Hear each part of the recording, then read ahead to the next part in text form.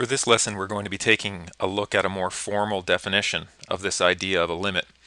We've spoken about the limit very informally, which is something we talked about in the advanced functions course when we just talked about the idea of horizontal asymptotes or end behavior or just behavior in general. We talked about as you approach something, as you get close to something. And in this first unit of calculus, we've been talking about the limit a little bit more formally. We've certainly introduced this limit notation, but we're going to go a little further with that today about when can you actually evaluate the limit? What is the set of conditions you need to satisfy? So let's take a look at these two limit expressions that I've got written below and ask ourselves, well, what could these things actually mean? What is a possible meaning for these? So the first one, we've got limit as x approaches, but instead of just x approaches a, we have x approaches a with a minus sign here, a superscript minus sign of f of x equals some value L. And then over here we have the limit as x approaches a with a plus sign of f of x is equal to L. Now this is saying that we're approaching some value of a, but the thing we haven't really talked about, and that's really where I'm going with this new notation, is the idea that if that's my value of a, when we talk about the limit, when we talk about as x approaches a, we really need to consider it in two separate ways. We need to consider it for values that are to the left of a and getting closer to it this way, and we have to consider it for values to the right of a and getting closer to it this way. So for example, this might be a plus 0.001, and then we're going to make that difference smaller and smaller and smaller until we reach a. I said plus, that should have been minus 0.001, and maybe over on this side I have a plus 0.001. So this is just a little bit smaller than a. And that's what this means. This means we are going to approach a from, and there's a few ways we could say this. We could say we're going to approach it from the left side. And that's really easy to visualize, especially if you're looking at it in terms of a number line. We can say we are going to approach it from below, and that just means a lower value, which of course is still the left side on the number line. Similarly, here, this one, that means we are going to approach a, but instead of from the left side, it's going to be from the right side. And quite often we don't even bother saying the right side, we just say from the right, or in this case we would be approaching from above, which in that case would be a higher value. So now we have this idea, instead of just a plain limit that we started with, now we have the idea of a sided limit. And so the two of these together, that's your two-sided limit. You need both of these to be considered before you can look at this. Okay. Now, you should have been given the handout to go along with this. I'll post it on the web page as well. So what I have here is a piecewise function, and we don't really need to concern ourselves with what the equations are for each of these different pieces because I've graphed them for you. Now you could take a look at these and probably, for example here, I think that's a reciprocal function. I take a look at this, it looks, well, you might say it looks parabolic, but it's actually not because there's some sort of asymptotic behavior here. So this is probably something like a secant or a cosecant or something along those lines. And then this one is just a straight line. So let's take a look at these limits, and in particular we're going to be taking a look at the limits from each side. So you can see here I have from the negative side, from the positive side, and then we're going to ask ourselves what is the result of that for the overall limit. So we are going to be focusing on x equals -4 to start. So we are going to be focusing on this value, x equal -4. So what is the limit of this overall function as x approaches -4 from below? So as x approaches -4 from below means I would be tracing along the function, along the portion of the function that exists to the left of -4. So that's this arrow I've drawn here. So approaching from below, what is this value getting closer and closer to? And as we can see, it's getting closer to this hole. The fact that there's a hole there doesn't actually matter, because all we're asking about is what's happening as we get close to -4. We're never actually going to be at -4, so the presence of a hole there doesn't cause us any difficulties. So in this case, that's the value -1. So my limit from the left is equal to -1. Now, if I approach from the right, that's approaching the value of -4 from above. So that means I imagine walking or tracing along this function starting to the right of -4 and then moving towards -4. And as you can see, we're approaching that same value, -1. And so since my left-sided limit and my right-sided limit, or my limit from below and my limit from above, they converge on this same value, -1, then overall I can say this is equal to -1. So that's how we actually take a limit. We have to consider the limits from both sides, from approaching the value from both sides. Now there's a lot more going on here in this function, and we're going to make use of that. So we're going to take a look at some limits at some other values. So what about at -2? So if we take a look, -2 is actually the location of my asymptote. I have a vertical asymptote at x equals -2. So let's take a look at the limit as we approach -2 from below. Then I take so here is -2.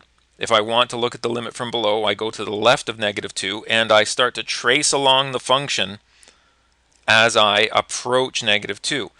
Now this line, if I kept tracing it, would get higher and higher and higher, and the limit here is equal to positive infinity.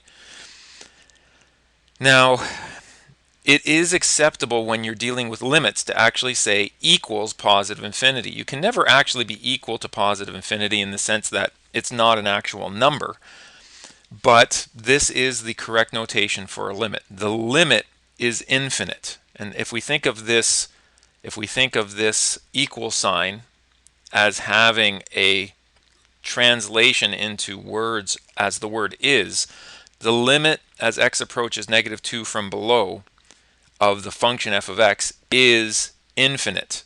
Then it's a little bit easier to take that way. Okay, so just so you know, that is perfectly good communication. That's good communication there to say equals. That's the correct way to communicate that. Okay, now what about the limit as x approaches -2 from above? So now I start at -2, I go a little bit to the right, and then I trace the function back towards -2. And in this case, you can see I'm tracing the function back towards -2, and I'm coming down and down and down, and this one is equal to -infinity. And now I take a look at the two of them together. One of them is approaching positive infinity, or it is positive infinity. One of them is -infinity. Those two limits are not the same thing. Therefore, what I say is that the overall limit as x approaches -2 of f of x does not exist.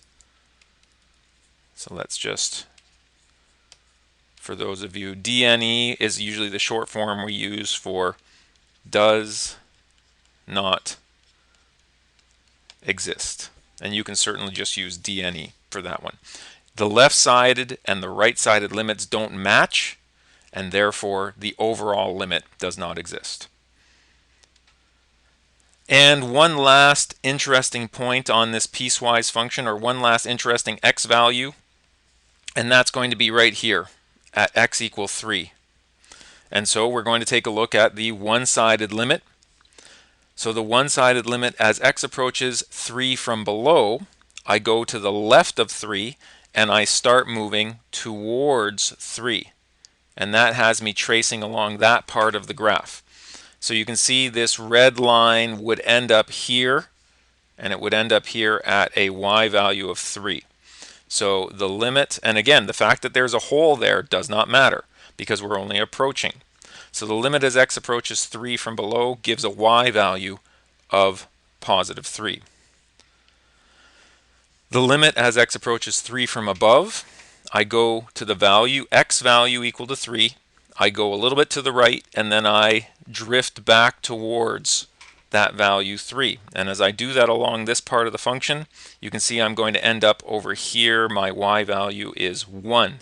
Now this one includes the point. This is a solid dot, but that doesn't matter whether it's a solid or open circle because we're not going to actually land there. We're just getting close. So this one is equal to, I said 1, that should be a negative 1. But in the end, those are just kind of, although it's important to be able to do these, in this case we were doing both of these one-sided limits so that we could figure out the overall limit. And once again, my overall limit does not exist because the two of them don't match up. So across these three examples, in our first example, the two one-sided limits were identical, so that means that the overall limit exists and has the value negative 1. In our second example, we ended up with values of positive infinity and negative infinity. They don't match, so they have infinities, but they have different signs, so they're not matching infinities, so the limit does not exist. You could also have a situation where you actually do get numeric values for each of the one-sided limits, but because they don't match, the limit does not exist. And I've just got that summarized here. So first of all, the limit may exist even if f of a is undefined. And so f of a being undefined, for example, that could mean that x equal a is a hole, or could also be a vertical asymptote. So even if we have a hole or a vertical asymptote at x equal a, the limit as we approach a may be valid. It may exist. But the limit will only exist if and only if the limiting value from the left is equal to the limiting value from the right. Now this is something that you may or may not have seen before, which is this phrase, if and only if. Now that's a very specific mathematical phrase, and what it means is that I'm setting out the conditions that must be met in order to achieve the overall. So in this case, we're trying to find out whether or not the overall limit exists, and there is only one set of conditions by which it exists, and that's if the limiting value from the left is equal to the limiting value from the right. Now that I've said that, as we go forward in the course, we're going to talk about limits in more detail in another unit, and we're going to find out that we still need to, there are still some stretches we need to do. There are some exceptions to this that we'll be talking about in the future. And then finally, the limit may be positive or negative infinity. So the idea of a limit being equal to an infinity is okay, but the overall limit can only be equal to positive or negative infinity if the one-sided limits give the same results. And we saw something like this already. The limit as x approaches a from below equals positive infinity. So long as the other one is also equal to positive infinity, then the overall would be equal to positive infinity. All right, let's finish things off with an example here. So what we're going to do, and this would be a good place to pause and try this on your own, we're going to sketch a graph of the piecewise function, and then we're going to evaluate the limit as x approaches 1. So let's go ahead and first of all, everything seems to be occurring around this idea of x equal 1. So you know what, I think I'll put well, let's first of all start with a scale. And I don't need that should be fine. So I'll do 1, 2, 3, 4, 5. And my y values, I think that should work too. So 1, 2, 3, 4, 5, -1, -2, -3, 4, 5, And so I've set every 2 blocks to be equal to 1. Now let's go ahead and I was just going to denote my kind of this where the piecewise function, where everything interesting is happening, is along this value, along x equal 1. You know what, I don't want to do that. I don't want people thinking that that's an asymptote in some way, because it is not. Okay, but we do know that at x equal 1, we have a point. We have the value 1, so I'm going to put a solid dot there. For values of x less than 1, I have the line x minus 1. So that would be an intercept of -1. So the y-intercept would be -1. And then that's a straight line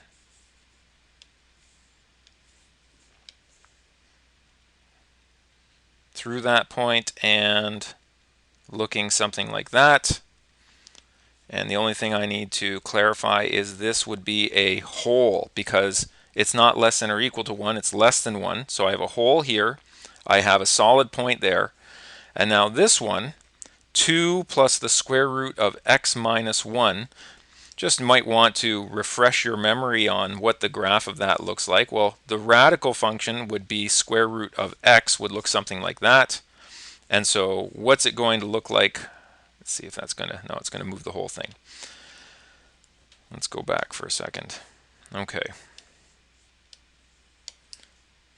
So I'm going to leave that for a moment, because what I want to do is I want to be able to move my radical here. So let's see if that works. There we go. That's what I wanted. So first of all, that's going to be shifted over by 1, because that's the x minus 1. And then that's going to be shifted up by 2. So essentially it's going to look something like that. And the only relevance of that is I just did that to help you visualize this. So it's this point is going to be at 1, 2. So 1, 2. It's going to be an open circle. And then I've got my overall shape. And the only one I'm going to fill in here is there's going to be a point there. And then I'll just put in the general shape overall. Okay, so now let's go ahead and take a look at our limits. So in order to evaluate this limit, the limit as x approaches 1 of f of x, what we need to do is we need to do the limit as x approaches 1, but we need to approach it from below of f of x. So the limit as x approaches 1 from below, so here is x equal 1. I go to a little bit to the left of that, and that's this straight line portion. And then I work my way back towards x equal 1. So what am I approaching here? Looks like I'm approaching 0. Then I take the limit as x approaches 1, but this time I'm approaching it from above of f of x. So again, I go to this key value 1. I go to the right of that key value, and I notice that's this radical portion of the graph. And then I work my way backwards towards the value 1. And in this case, I'm approaching a y value of 2. So this is equal to 2. And quite clearly from that, we can see that the overall limit, the limit as x approaches 1 of f of x, now we don't say equals does not exist, we just say does not exist. Okay? So that's it for this lesson, for this idea of taking the two-sided limit to get the overall limit, and then there's an opportunity for you to practice some of that.